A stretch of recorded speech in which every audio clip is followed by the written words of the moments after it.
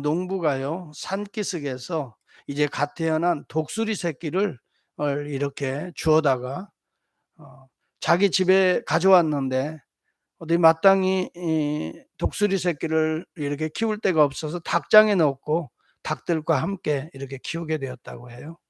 그 새끼 독수리가 닭장 안에서 다른 닭 새끼들과 함께 주인이 주는 먹이를 먹으면서 자라게 되었는데, 이게 점점점 자라서 한참 이제 후에 보니까 새끼 독수리는 몸집이 커져서 닭 새끼들을 비슷하게 되었어요. 예. 그런데 독수리면은 창공을 향해 날아가야 되는데, 예, 전혀 나를 수가 없게 되어 버린 것이에요. 날르는 것조차도 알지 못하게 된 거예요. 닭처럼 푸드덕거릴 뿐이에요, 독수리가. 원래 독수리는 5.0의 시력을 가지고 있다고 그럽니다. 저 푸른 항공을 향하여 훨훨 날아다니도록 어렸을 때부터 이 날개에 힘을 얻기 위해서 훈련을 그렇게 높은 곳에 어미가 떨어뜨려서 날개의 힘으로 가도록 그런 훈련을 해야 날 수가 있는 건데, 이렇게 닭장에 가둬놓고 모이나 주워먹고 이러다 보니까 닭이 되어버리고 말았다는 이섭의 우화가 있습니다. 오늘날 정체성의 위기라 이런 말을 우리가 해요. 내가 누구인지 현대인이 잘 알지 못하고 살아간다는 거예요. 세상의 형편에 따라 살아가다 보니까 어느새 세상 사람이 되어서, 예, 이제는 하늘을 향하여 날아가야 되는데도 불구하고 날개축지에 힘이 없어서, 영적인 힘이 없어서 그저 부득부득 하다가 땅에 모이만 주는 대로 좋아먹는 그런 신앙생활을 하지는 않는지 우리가 생각해 보면서 올 한 해에는 우리의 신분을 바르게 알고 그 신분에 따라 훨훨 독수리처럼 창공을 향하여 날아가야 되겠다. 여러분, 가장 중요한 것이 내가 누구인가에 대한 정체성을 아는 일입니다. 오늘 성경의 본문에 보면 우리를 택하신 족속이요 오직 너희는, 구절이 특히 그런 내용이 나옵니다. 구절에 보면 택하신 족속이요 왕 같은 제사장들이다, 이런 내용이 나옵니다. 택하신 족속, 하나님의 슛은 피우 뿌리다는 거죠. 왕 같은 제사장, 로얄 프리스트후드. 예, 정말 왕 같은 제사장이다. 하나님이 우리를 택하셔서 우리를 부르셔서 왕 같은 제사장이라라고 하나님께서 우리를 부르신다는 거예요. 여러분, 왕 같은 제사장. 왕이라 하면 얼핏 세상적으로 생각하면 당시에 왕정 시대에는 왕들이 백성들의 생사 여탈권을 다 쥐고 있잖아요. 그만큼 권력이 막강했죠. 그리고 왕이 한마디 하면 그게 법이었지요. 그리고 다스리고 통치하고 백성들은 왕을 존경하고 신처럼 숭배하게 돼요.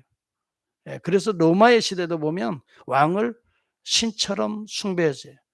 그래서 황제 숭배 사상이 일어나요. 그래서 우리가 왕 같은 제사장이라면 어찌 보면 뭐 통치하고 그런 강한 권력을 이야기하는 것 같은데, 왕 같은 제사장이라는 거예요. 여기에는 왕 플러스 제사장이라는 거예요. 왕은 왕인데 어떤 왕이냐면 제사장과 같은 왕이라 이 말이에요. 제사장적 직분을 감당할 수 있는 강력한 힘을 가진 왕이라 이 말이에요. 다른 사람을 다스리고 통치하고 세상 나라를 다스리는 그런 정치적인 왕이 아니라 제사장적 직분을 감당하도록 내 자신을, 내 안에 내면의 죄악들을 강력하게 다스릴 왕이라 이 말이죠. 내 안에 솟아나는 순간순간 우리 안에 죄성들 있잖아요. 육체의 정욕과 안목의 정욕과 이생의 자랑, 요한일서 2장 16절에 나오는데, 거의 대부분 우리가 육체의 안목과 안목의 정욕과 이생의 자랑, 자존심, 뭐 명예심, 이것으로 사실은 살아간다. 이러한 것들을 내 안에서부터 철저하게 다스릴 만한 왕적 권세를 가진 그런 존재라 이 말이죠. 우리 안의 죄성을 강력하게 다스리지 않으면 이러한 것들이 나를 다스리게 돼요. 내 영을 다스리게 되면 우리는 아까 말한 대로 독수리가 하늘을 향하여, 주를 향하여 나르지 못하고 세상적인 먹이나 쫓아서 땅이나 바라보면서 먹는 모히조와 먹는 닭이 되어 버리고 만다는 거예요. 그래서 여기는 왕 같은 제사장이다 할 때는 이 왕은 우리가 첫 번째 알아야 될 것은 우리는 우리의 내면을 강력하게 다스릴 하나님의 사람들이다 이 말이지. 예. 올 한 해는 이러한 강력한 능력을 달라고 우리가 기도하지 않으면 안 돼요. 그래서 여기 이 사실은 1 절에서 9 절까지를 다 우리가 10 절까지를 이렇게 좀 묵상해 보면은 예, 모든 1 절에도 그런 본문이 나오죠. 모든 악독과 모든 기만과 외식과 시기와 모든 비방하는 말을 버리고 이런 내용이 나와요. 이것이 우리의 내면에서 육체의 정욕과 안목의 정욕, 이생의 자랑으로 말미암아 나타나는 거예요. 그래서 여러분 우리의 자존심을 세우기 위해서 때로는 괴율과 악한 생각을 가지죠. 네. 매 순간마다 우리의 내면이 이러한 도전들을 이러한 미혹들을 사실은 받고 있어요. 예. 우리의 내면에 도사리고 있는 내용들이 바로 이러한 예, 또 마음과 감정의 세계를 아주 적나라하게 묘사하고 있어요. 아무리 거룩한 목사라 할지라도 이렇게 보면 예, 뭐 저부터도 예외가 아니에요. 이런 내용들이 없어요? 그렇지 않아요. 예. 목회자들 세계에 들어가서도 보면 참 또 이런 모습들이 그대로 있는, 그런데 우리는 이것이 없다 그러지 않아요. 이것을 다스릴 수 있는 왕 같은 제사장이다 이렇게 정체성을 이야기하고 있는 거예요. 예. 계율이라는 것이 뭡니까? 자기 욕심과 야망을 이루기 위해서 거짓되고 간사한 행동들을 하는 행위들이란 말이죠. 이것은 사탄의 미끼로 종종 우리를 사용하는 내용들이에요. 겉으로는 진리 같은데 그 안에 바늘이 있어요. 그래서 똑똑한 사람들도 잘 넘어가요. 이것을 스스로 이겨낼 수가 없습니다. 예. 여러분 우리 안에 그런 간사한 요소들이 우리 스스로 이겨낼 수가 없어요. 그래서 여러분 구약 시대의 제사장들은 귀에 피를 발랐어요. 왕 같은 제사장이라고 말하는 이렇게 왕과 제사장의 이것을 연결시키면서 구약의 제사장들은 귀에 피를 발랐다 이 말이에요. 잘 들으라 이 말이에요. 성별하라 이 말이에요. 듣는 것조차도 성별하라. 사람이 말한다고 다 듣지 말고 그 속에 하나님의 음성을 가려 들으라. 그래서 귀에 피를 바르게 했어요. 엄지손가락에도 피를 발랐어요. 손으로 하는 모든 일을 거룩하게 하는 하나님을 대리해서 하는 손길이 되라 이 말이죠. 발가락에도 피를 발랐어요. 내 행로가 하나님의 걸음이 되어야 된다 이 말이죠. 제사장들은 나팔을 가지고 아침마다 나팔을 불어서 백성들을 일깨웁니다. 나팔로 안식일과 희년을 선포하고 전쟁을 때때로는 선포하고 또 가깝게는 제단을 관리하고 불을 피우고 재판하는 일, 또 제사 드리는 일들을 주관하는 일들을 하는데 이러한 일들의 걸림돌이 되는 것 중에 하나가 바로 우리 내면의 죄악들이에요. 겉으로는 그럴듯하게 제사장 직분하는 것 같은데 실제적으로는 우리의 내면 속에 이 더러운 마음이 있다면 이것들을 다스리면서 하라 이 말이에요. 하나님은 우리의 외모를 보시는 것이 아니라 우리의 내면을 보기 때문에 여러분 이스라엘 백성들을 하나님이 세우셨을 때는 바로 이런 제사장 나라가 되기 위해서 거룩한 백성이 되기 위해서 하나님이 세웠는데 이스라엘은 실패해버리고 말아요. 이것이 우리의 실패를 보여주고 있는 거예요. 이스라엘의 실패를 보고 그놈들이 그럴 줄 알았어. 하는 짓거리가 그렇게 하나님의 은혜를 받으면서도 어쩜 그 모양이야. 그러지만 여러분 바로 그 이스라엘의 실패를 통해서 우리의 실패를 볼 수 있어야 돼요. 바로 내가 이스라엘, 내가 아직도 정신 못 차리는 유다고. 예. 여러분 그래서 우리 주 예수 그리스도를 우리는 의지할 수밖에 없어요. 예수 그리스도는 실패한 이스라엘을 다시 새로운 이스라엘로 만들기 위해서 오신 분이에요. 예수 그리스도는 십자가와 부활과 승천의 보좌 영광과 성령을 통해서 오늘 우리에게 그 영을 부어주시는 거예요. 예수 그리스도가 이기신 그 영으로 너희들도 이길 수 있는 존재가 되었다 이 말이죠. 그러므로 그리스도의 영, 우리 주 예수 그리스도의 이름을 부르며 주님의 이름 앞으로 나아갈 때마다 새 힘을 얻어요. 우리의 인간의 연약한 것들이 사라지게 돼요. 우리의 육체의 욕망들이 사라지게 돼요. 예수 그리스도가 십자가에서 나를 위해 이런 죄의 욕망을 꺾기 위해서 돌아가셨는데 하면서 내 죄를 씻게 돼요. 어찌 보면요, 기독교회는, 신약교회는요, 피해 종교라고 저는 말하고 싶어요. 예수 그리스도의 구속의 종교예요.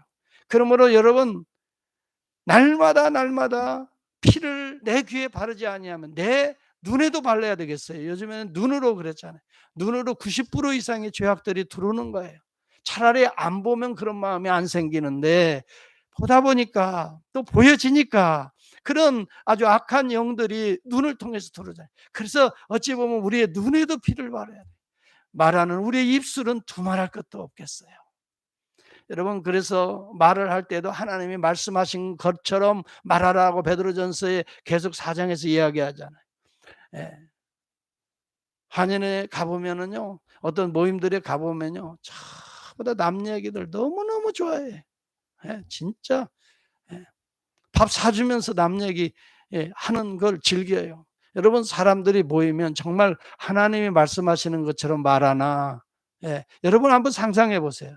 아니, 여러분들이 한번 한 주간을 한번 필름처럼 되새김질 해 보세요. 한번 살펴보세요. 정말 하나님의 마음으로 말했나?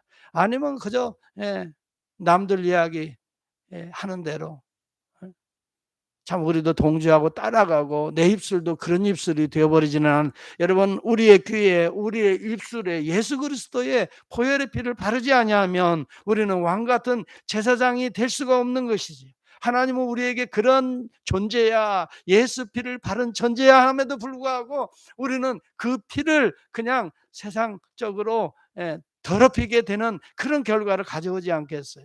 히브리서 9장 11절에도 보면 그리스도께서는 장래 좋은 일의 대제사장으로 오사 염소와 송아지의 피로 하지 아니하고 오직 자기 피로 영원한 속죄를 이루사 예수 피로 오늘 내 죄를 씻어 주신다, 이 말이에요. 그래서 우리는 그 피를 발라야 되는 거예요. 예수 그리스도의 보혈로 아버지, 이 더러운 입술을 찢어 주십시오. 씻어 주십시오. 더러운 내 귀를, 예, 이것도 구별하게 해 주십시오. 여러분, 이사야 선지자는 선지자의 사명을 감당하기 위해서 그 입술이 더러워졌기 때문에 하늘의 제단 핀숯으로 그 입술을 찢어버리는 환상을 그가 이사야서 6장인가요? 6장에서 보지 않아요? 여러분, 계시록에 보면은 1장에 보면 우리를 사랑하사 그의 피로 우리 죄에서 우리를 해방하시고, 그의 피로 우리를 해방하신 다음에 그 아버지 하나님을 위하여 우리를 하나님의 나라와 제사장으로 삼으신, 그렇게 말을 해요. 예수 피와 제사는 뗄래야 뗄 수 없는 거예요.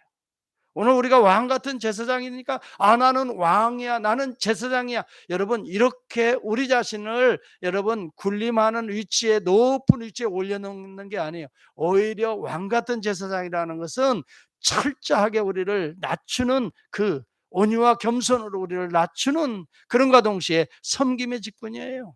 내 자신이 죽고 예수가 그 사랑의 이름으로 섬기는 직분이 바로 오늘 왕 같은 제사장의 직분이라 이거죠. 우리를 나라와 제사장으로 삼으신 그에게 영광과 능력이 세세 있기를 원하노라. 계시록의 1장의 종말론적 신앙에서 이 문제를 탁 터뜨리고 나와요. 우리가 왕 같은 제사장이 될 때에 하나님에게는 영광이 나타나고 하나님에게는 그의 놀라운 권세가 나타나고 우리를 통해서 그런 모습들이 나타나게 되기를 원하노라. 우리 안에 하나님의 모습이 영광이라고 그랬잖아요. 리플렉션 되고 반영되고, 우리가 여러분 봉사하고 섬길 때에도 우리의 힘으로 하는 것 같이 하지 말고 하나님이 주시는 힘으로 하는 것처럼 하라. 여러분, 우리가 복음 사역이라고 하는 거 정말 성령이 힘이 아니면 정말 못합니다. 저는 많이 느끼고 있어요. 특히 어려운 때일수록, 수많은 생각들이 우리를 사로잡아요.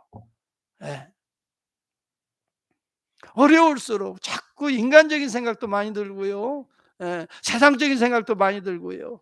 그러나 여러분, 우리 주 예수 그리스도를 향하고 눈길을 여러분 놓치지 않으면 엎드리게 되고요. 하나님의 능력을 의지하게 되고요. 하나님의 권세와 능력으로 하루하루를 또 이기면서 살아가는데 나를 다스리는 거, 내 욕망을 다스리고 세속화되어가는 내 미혹들을 과감하게 다스리고 나사렛 예수의 이름으로 명하노니 물러가라.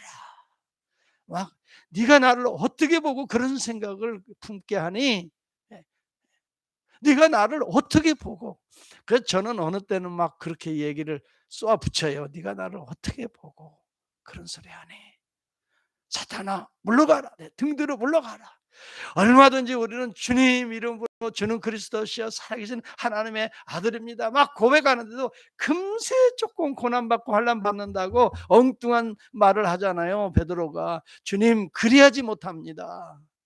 그때 우리 주님이 사탄아 내 등 뒤로 물러가라.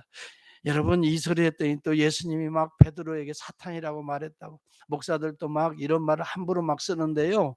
조심해야 되죠. 조심해야 돼요. 그런 이야기는 나에게 하세요. 내 속을 어지럽히는 나에게 이야기를 해야지 함부로. 예. 그리고 여러분 사탄을 이야기한 것이지 사탄에게 명한 것이지 베드로에게 명한 게 아니에요. 예. 베드로에게 사탄이라고 말한 적도 없어요. 사탄이 밀 까부르듯이 너를 까부르 네가 기도 안 하고 네가 하나님의 깊은 뜻을 알지 못하면 너 그렇게 된다. 그래서 그 베드로를 미혹하는 사탄을 향해서 말하는 사탄아 이렇게 불렀잖아요. 여러분 그래서 나도 내 안에 그런 미혹이 올 때는 사탄아 내 등 뒤로 물러가라. 나사렛 예수의 이름으로 명하노니 주여 사탄을 물리치게 하옵소서. 내 생각도 고쳐먹게 하시고 내 마음의 감정도 이 감정은 사탄이 주는 감정 낙심하고 절망하고 시기와 질투와 어떤 세속적인 욕망에 사로잡히게 되면 이 또한 내 심령도 거룩한 제사장이 뭐예요? 왕 같은 제사장이요? 천만에요. 그러니 이것을 물리쳐야 된단 말이에요. 그래서 내 귀에 피를 바르고 내 눈에 피를 바르고 보는 것도 여러분 가려서 구별할 수 있어야 되고요. 잘 분별할 수 있어야 돼요. 보는 것도. 본다고 다 좋아하는 게 아니에요. 세상 문화를 볼 때에도 잘 분별해서 보고요. 듣는 것도요. 이게 사탄의 음성인지 이게 하나님의 음성인지 잘 가려 듣고요. 말하는 거 마찬가지. 내가 하나님이 말씀하는 것처럼 말하는 건지 아니면 사탄의 도구가 돼서 짝짝꿍 하는 건지 말하는 것도 조심해야 돼요. 이 왕 같은 제사장이다. 여러분 로마서 12장에 보면 너희 몸을 하나님이 기뻐하시는 거룩한 산제물로 드리라 이렇게 메시지가 나오거든요. 우리 몸이 살아있는 제물이래요. 이 말은 뭐예요? 날마다 죽고 날마다 예수로 살아가는 제물이 되라 이 말이에요. 날마다 너의 육체의 욕망과 안목의 청욕과 이생의 자랑. 우리 좀 여러분 몸만 있으면 막 자랑하고 싶죠. 네. 자랑 좋아할 거 아닙니다. 정말 자랑 조심해야 되겠어요. 우리가 자랑하는 순간 그 순간 하나님께서 떨어뜨리십니다. 예, 우리의 영광도 떨어뜨리시고 우리의 명예도 떨어뜨리시고 예, 정말 자랑할 거 아니에요. 자랑하는 순간 상처받는 사람도 있어요. 예, 그것 때문에 눈물을 남몰래 흐르는 사람도 있거든요. 대부분 다 한국 사람들 만나면 자식들 자랑 많이 한다. 자식들 자랑. 제가 어느 순간 이걸 깨닫고 나서 예, 정말 자식들 얘기를 안 해. 네, 강대상에서도 자식들 얘기하면 안 되겠어요. 예. 하나님 앞에서 어렵고 힘든 가정들이 없는 가정들이 없어요. 다. 예. 근데 우리는 자식 자랑하는 게 뭐예요? 내가 자식 잘 키웠다 나를 자랑하려고 하는 거거든요. 그게 다 교만이고 헛소리예요. 예. 우리 안에 하나님 자랑해야 되는데 우리 안에 예수 그리스도의 은혜를 자랑해야 되는데 예.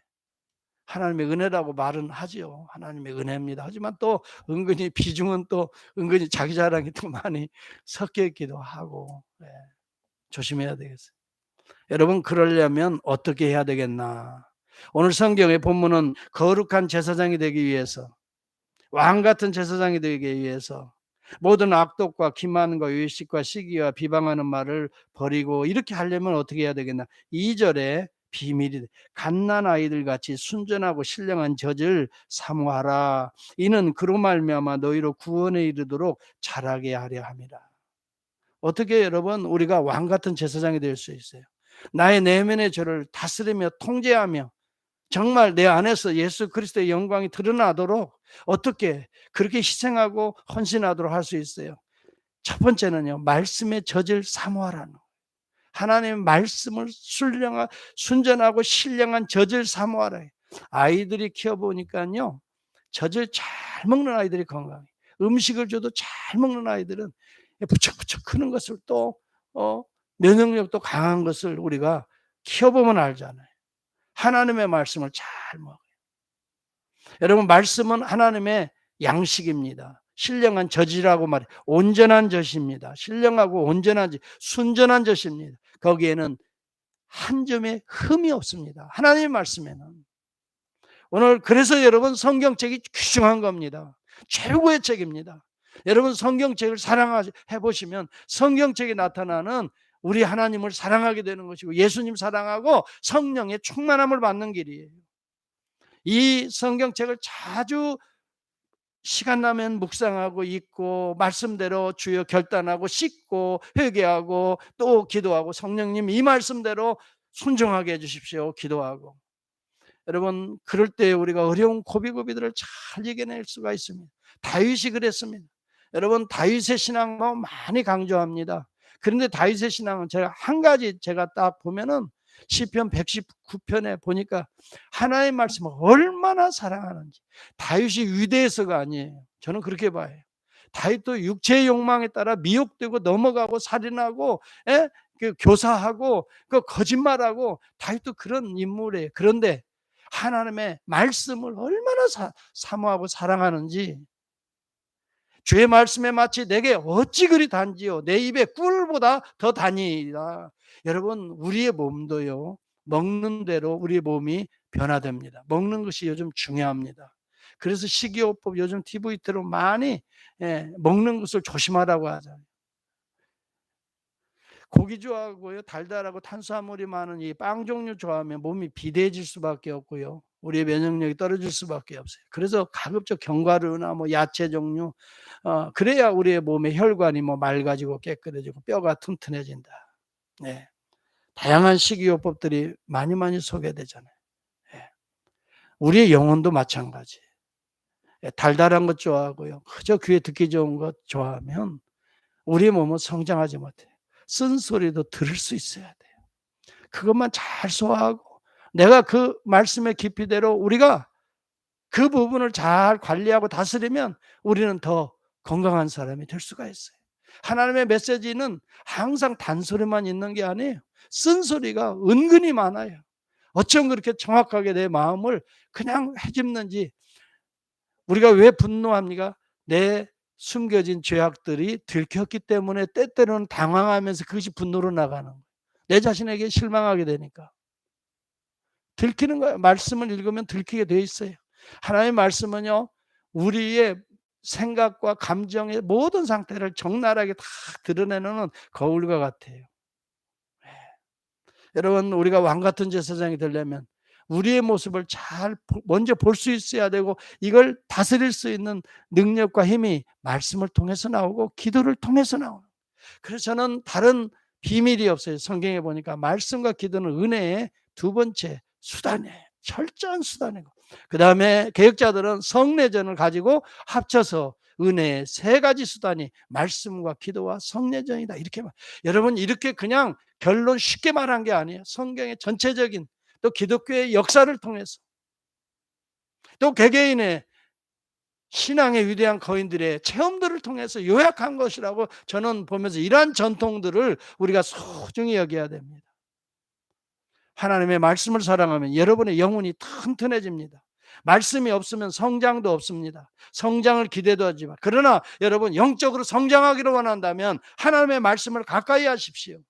가지고만 다니는 것이 아니라 자꾸 묵상하고 펴고 하나님의 말씀을 덮어놓고만 믿지 말고 열어놓고 자꾸 묵상하고 이걸 되새김질하고 인생의 암벽을 오를 때 나를 붙들어주는 밧줄은 하나님의 말씀입니다. 인생의 골짜기에 떨어져서 헤맬 때에도 나를 인도하는 나침반은 하나님의 말씀입니다. 내 인생에 비바람 찬소리가 막 내리는데 나를 막아줄 수 있는 믿음의 우산의 말씀입니다. 우리가 인생이 메마른 사막에서 정말 기갈하여 고통을 당할 때 만난 오아시스가 하나님의 말씀입니다. 끝없는 샘솟는 생수와 같은 것이 하나님의 말씀입니다. 말씀이 주시는 은혜를 어디다 비교하겠어요? 참 비교할 수 없습니다. 말씀이 우리가 사랑하잖아요. 그러나 말씀이 우리를 사랑해 줍니다. 말씀이 나를 붙들어 줍니다. 말씀이 나를 구원해 줍니다. 여러분, 우리가 말씀을 붙드는 이유가 바로 거기에 있는 것입니다. 내가 말씀을 사랑하는 만큼 말씀이 나를 사랑해 줍니다. 나를 위로해 줍니다. 격려해 줍니다. 일으켜 세워 줍니다. 그리고 내 눈을 열어서 소망을 줍니다. 그렇기 때문에 우리는 말씀을 사랑하지 않을 수가 없게 되는 것입니다. 왕 같은 제사장은 첫째 하나님의 말씀의 사람이 되어야 됩니다. 말씀의 사람이 되어야 윤리적으로 깨끗해질 수가 있습니다. 여러분, 오늘날 많은 사람들이 특히 교회에서도 윤리를 강조합니다.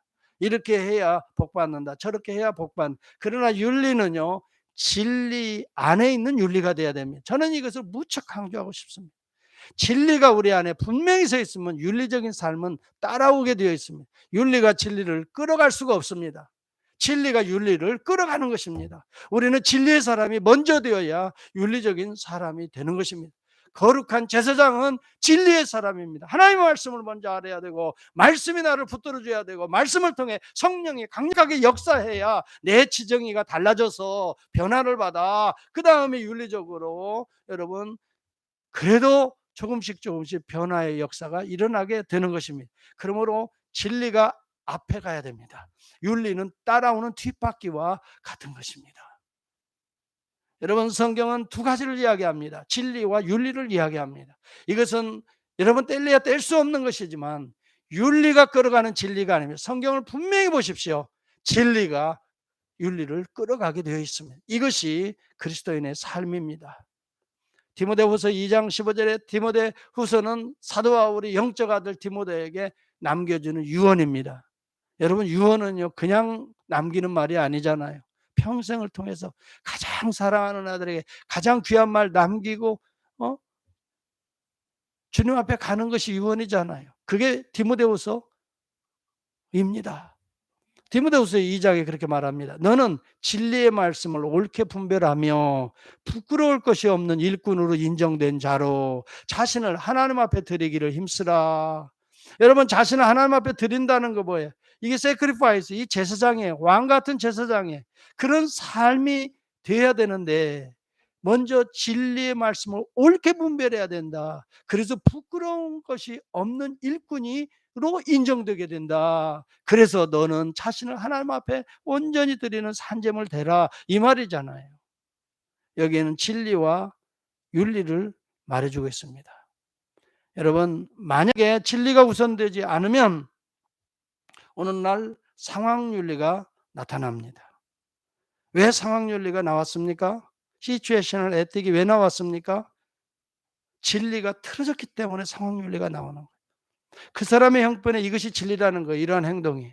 그 사람에게는 이렇게 말합니다. 이게 상황윤리입니다. 그때는 그럴 수밖에 없다. 그렇기 때문에 그것이 상황윤리라고 말합니다. 이것이 왜 나왔습니까? 종교 다원주의 때문에 나오는 거예요. 진리가 상대화되니까, 진리가 절대화되지 아니하니까 사람마다 다 그 상황에 맞게 그렇게 행동하는 것을 옳다라고 인정하는 것입니다. 여러분, 하나님의 진리가 위배되면, 하나님의 진리가 우리 안에 바로 서 있지 않으면 우리는 왕 같은 제사장은 천만에요. 될 수가 없습니다. 오늘 한국교회가 왕 같은 제사장의 사명을 감당하려면 진리가 먼저 바르게 서 있어야 됩니다. 물론 윤리적으로 부족한 부분은 우리가 인정할 수 있습니다. 정말 윤리적으로 많은 또 도전을 지금 받고 있습니다. 이것은 왜일까요? 진리가 틀어져 가고 있기 때문에 그렇습니다. 진리가 점점 약화되어 가고 있기 때문에 저는 그렇다고 생각합니다. 여러분, 제가요 항상 우리 교인들한테는 얘기했습니다마는 제가 전도사 시절에 기독 약사회 간사를 했는데요. 서울에 당시에 1,500 명의 약사들이 기독교인이라고 쓴 그걸 제가 다 찾아 가지고 일일이 신방 다니면서 예 그들에게 성경 공부도 하고 또 권면도 하고 그 예 바쁜 내가 그 예 약사 그 박스에 들어가 가지고 그렇게 한 사람 하기가 쉽지는 않아요. 그러면서 예 매주 수요일마다 YMCA 자원방에 모여서 그 사람들 가운데 한 사람 두 사람씩 모여져서 성경 공부하고 이게 기독 약사회라는 데가 있어요. 제가 거기 간사를 했단 말이죠. 그런데 거기서 느낀 게 한 가지가 있어요. 적어도 약사들이면 많이 배운 사람이고 제대로 배운 사람 아니겠어요? 예. 그런데 많은 분들이 이단에 빠져 있는 거예요. 제가 가서 대화해 보고 하나님 말씀도 간단하게 그 사람들이 왔다 갔다 그 짧은 시간에 이렇게 해 보면 많은 분들이 이단에 빠져 있어요. 깜짝 놀라지 않아요? 예. 여러분 정말 많이 배우고 똑똑하다고 진리에 서 있는 게 아닙니다. 성경을 바르게 배워야 됩니다. 성경이 틀어지니까 배운 사람도 소용없더라고요. 어느 목사님은요, MBC 신우회를 조직한 지도 목사였어요. 근데 그분이 하는 이야기, 그 당시에요, 1992년 시한부 종말론 바람이 확 열풍으로 불었어요. 수많은 똑똑한 PD들과 아나운서들이 자기들이 가르치고 있는 그 멤버들 가운데 수많은 똑똑하고 정말 해박한 PD들과 아나운서들이 자기의 재산을 팔아서 다 이단들에게 바치고 가정이 깨어지고 파탄 나는 일이 얼마나 많았는지 모른다는 거예요.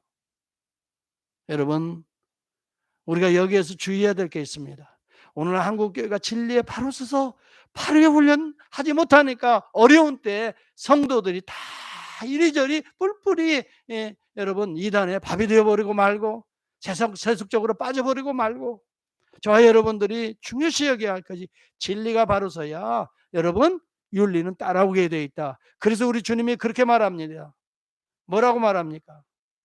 오늘 여기 본문에도 보니까 사람에게는 버림받았으나 하나님께 택하심을 받은 보배로운 산돌이신 예수께 나와 여러분 진리를 바르게 여러분 세워가기 위해서는 예수께 나와 너희도 산돌같이 신령한 집으로 세워지고 예수 그리스도로 말미암아 하나님이 기쁘게 받으실 신령한 제사를 드릴 거룩한 제사장이 될지니라.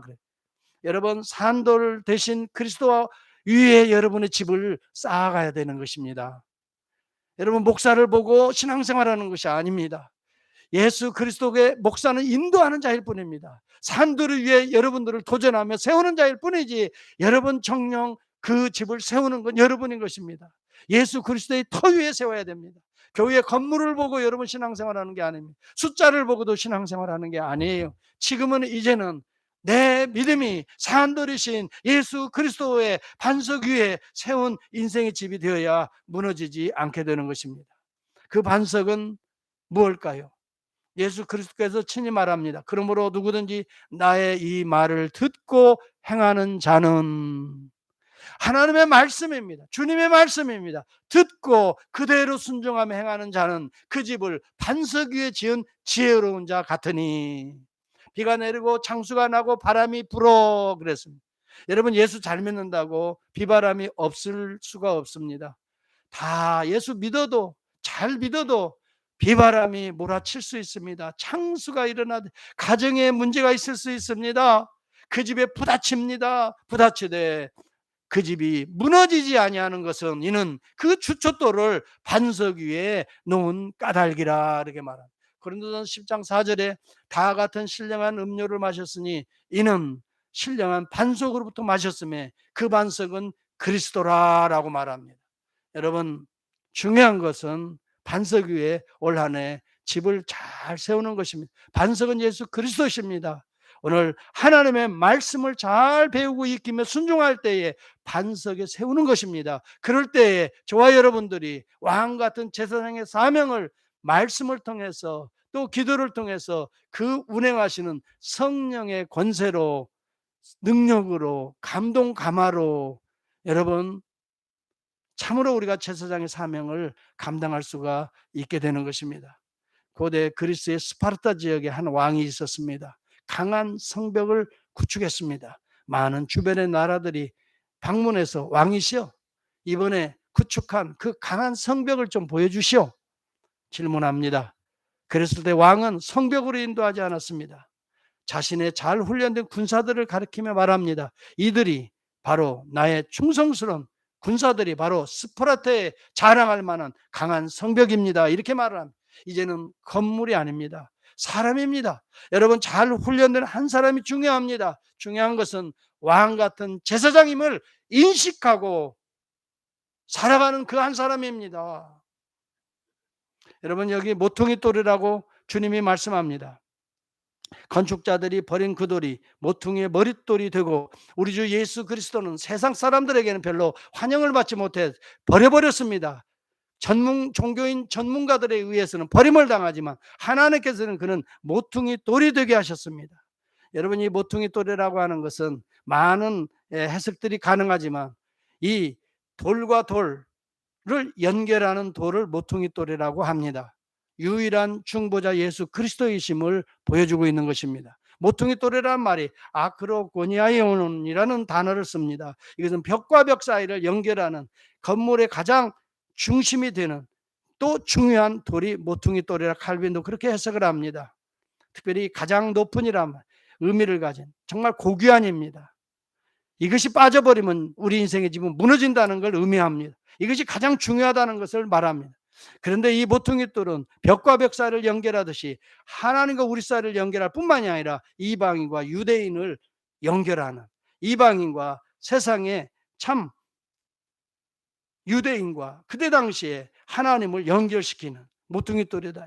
그래서 이방인 가운데도 주님 앞에 돌아올 사람이, 유대인 가운데도 주님 앞에 돌아올 사람이 있어. 예수 그리스도는 모퉁이 돌이 되어서 오늘도 신령한 집을 세워 나가시는 것입니다. 오늘 우리 그리스도의 몸된 교회는 모퉁이 돌이 되는 것입니다. 각자가 왕 같은 제사장의 사명은 이런 모퉁이 돌이 되어서 그래서 서로를 연결해 나가는 겁니다. 세상에 나가서 한 사람을 전도해서 그리스도와 또 연결을 시키는 것입니다. 이것이 바로 오늘 이 시대 그리스도의 몸된 교회의 왕 같은 제사장의 사명이라 하는 것입니다. 여러분, 여기 중요한 모퉁이 돌은 다리 놓는 자라는 의미가 있습니다. 원래 제사장이라는 용어 자체가 헬라어로는 폰티넥스라는 단어입니다. 이 단어는 다리를 놓는 사람들이라는 의미입니다. 여러분, 하나님과 끊어진 다리를 잇는 자가 제사장입니다. 이방과 서로 사람과 사람 사이에 다리를 이어주는 자들이 제사장들이라 하는 것입니다. 이것을 위하여 자기 희생을 하기 위하여 자기의 욕망들을 강력한 성령의 권세로 다스리는 왕 같은 제사장인 것입니다. 그래서 힘들고 연약한 자들을 여러분 잘 다리 놓아서 하나님의 은혜의 통로가 되어주고 천국의 통로가 되어주고 축복의 통로가 되어주는 바로 이러한 역할들이 왕 같은 제사장이라 하는 것입니다. 여러분, 지금 부엌에서 상당히 냄새가 나지요? 무슨 냄새예요? 제가 보니까 무슨 찌개 냄새 같아요. 정말 배가 고프네요. 네. 그래서 이제 마치라는 얘기 같아요. 설교 마치고 이제 우리 맛있는 식사의 계절을 하자. 이제 그런 얘기 같아서 제가 마치려고 합니다. 정말 왕 같은 제사장이라고 하는 것은 다리 놓는 자다. 여러분, 1970년도에 아주 유명한 팝송이 하나 있습니다. 사이먼 카펜컬스. 여러분, 그들이 제가 그 곡을 짓는 영감을 받았던 그 다리를 직접 저도 건너봤어요. 맨하탄에서 브루클린으로 가는 그 다리를.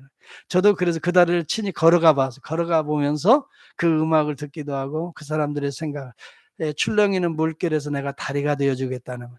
당신이 지치고 스스로 스몰하다 느낄 때, 초라하다고 느낄 때, 당신의 눈에 눈물이 고일 때에 내가 그 눈물을 닦아드리겠습니다. 이게 그 노래입니다. 살기 힘들고 친구도 찾아볼 수 없는 그 순간에 내가 당신의 편이 되어드리겠습니다. 마치 거친 풍랑 속에서 버텨내는 이 다리처럼 내 몸을 눕혀 세상의 풍파 위에 당신이 건너가도록 다리가 되겠습니다. 당신이 나를 발판으로 삼아 이 거친 세파를 부디 건너가 주십시오. 당신이 너무나도 지쳐서 완전히 삶의 의욕을 상실했을 때,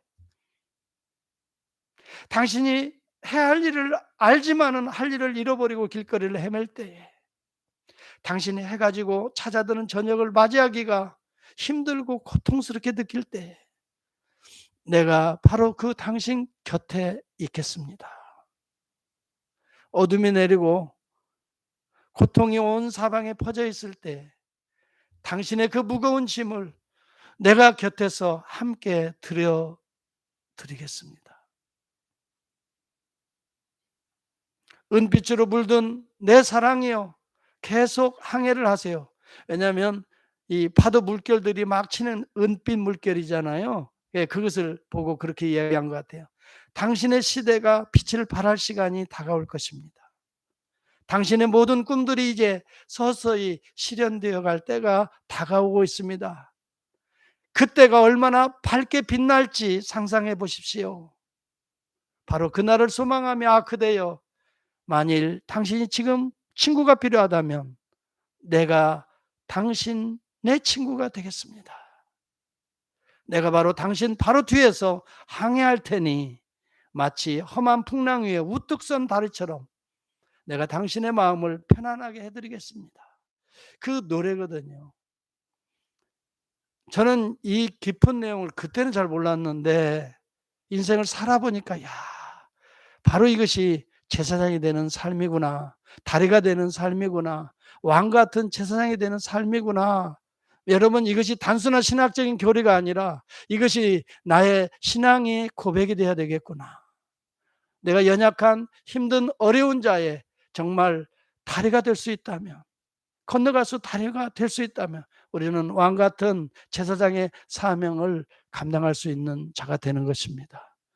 왕같이 당당하게 멋지게 우리가 드러나는 것이 아니라 사실은 섬기는 자리로 나아가도록 나를 채찍질하며 이웃을 보게 하는 자리로 나아가도록 내 눈을 뜨게 하며 그들을 잡아줄 수 있는 따뜻한 손길이 되게 하는 그 성령의 피를 우리에게 제공해 주는 것이 왕같은 제사장의 사명이라고 생각이 들면서 오늘 결론을 마치려고 합니다.